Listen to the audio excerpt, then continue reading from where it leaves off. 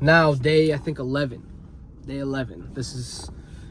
I talked about the Clippers. I talked about the Hawks. This is the Miami Heat. And then I got one more to talk about after, and then I'm done for today. Just because I'm off this weekend, so I'm just trying to get videos out, but whatever.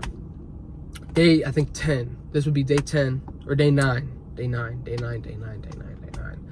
Miami Heat, right? The Miami Heat. They bring in Norman Powell. They lose Duncan Robinson. They lose Kevin Love. And there might have been one other guy that they lost out on, but I don't remember who it was.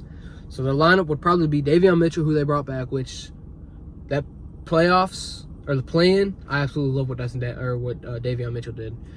You have Tyler Hero. I think that's a solid 1-2. I'm not going to say that's going to be a winning team, but if you're a Miami Heat fan and you're just looking to have fun watching basketball, I think Davion Mitchell, even though he's like 6'1", he is a dog on defense. And then Tyler Hero is a dog on offense. I think that matches perfectly.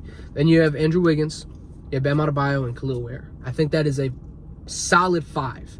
It's a solid 5 that can give a top team at least some sort of run. Last year, obviously, it was awful because they absolutely got destroyed by the Cavs. But we did not expect the Miami Heat to really take a game from the Cleveland Cavaliers. We didn't even expect the Cavs to lose to the Pacers. But they did lose. But this Miami Heat team, it's solid. It's going to be a playing team, 100%. It's going to be a playing team. I absolutely have no doubt that this team is going to be a playing team. I think they could be a higher playing seed, like a 7-8, maybe a 9. I don't think they'll be a 10. I think you save that for like a Bulls team, a Pacers team with no Tyrese Halliburton. But I think a 7, 8, 9 seeded Atlanta Hawks or a Miami Heat is good. I do like that. You have Terry Rozier, who they're looking to trade. I think you still have Alec Burks. You brought in Norman Powell. Damn it. Are they going to start Norman Powell? Norman Powell might be starting at the 3, and then you have Andrew Wiggins off the bench. I completely forgot they brought in Norman Powell. Damn. That is 2 small shooting guards. I don't know what that lineup's going to look like at all. I assume that they start Bam and Khalil Ware. And right now I'm assuming that they start Norman Powell at the 3 and bring Andrew Wiggins off the bench. But again, I'm thinking, do they just start Hero at the 1 and Norman Powell at the 2?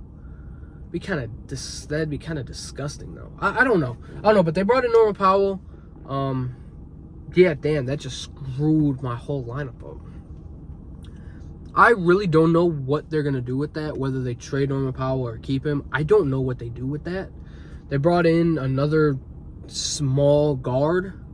He's 6'5", but he's going to be a smaller forward if he plays the forward. So, I mean, you brought in he should have been an all-star last year. LeBron kind of screwed him over, but he should have been an all-star last year. So that's another 20-point scorer right there that was really good last year. Like I said, there'll still probably be a 7-8 seed. Just me thinking of Norman Powell being on that team. I think they're still going to be a 7-8 seed. But yeah, I give the Miami Heat, just because they brought in a potential all-star. Should have been an all-star last year, but he wasn't because someone screwed him over. I love you, LeBron, but kind of screwed him over with that all-star appearance. I'm just going to say, I'm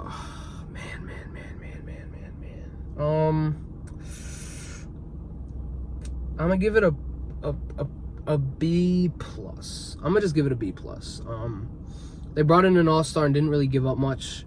I mean, they still have Terry Rozier, who was in a whole gambling situation thing over the season and just was not good last year. Like, when this trade first happened, when they had Jimmy Butler, it looked like this Terry Rozier trade was going to change a lot of things for them. Because they ended up losing Gabe Vincent the offseason before. They lost Max Strus to the Cavaliers, so they kind of lost that guard position. And then they bring in Terry Rozier, who was a 20-point scorer for the Hornets, and he was really good for the Celtics. And then he comes to the Miami Heat and is just hot ass. It's kind of crazy. It's kind of crazy, but I'd like to trade it first, but looking back a year and a half, 2 years later, it's kind of garbage. But I'm gonna give it a B just because they did bring in an all-star. They're trying. I was expecting them to go out there like a Drew Holiday. If they could have got Drew Holiday right now and kept him and Norman Powell with Tyler Hero, Bam, and Khalil Ware, and they'd be more of a 6-7 seed. They'd be just outside of the play-in or just in the play-in. But again, I'm going to give it a B because they did bring in a guy that should have been an all-star. But yeah, it's going to be a B.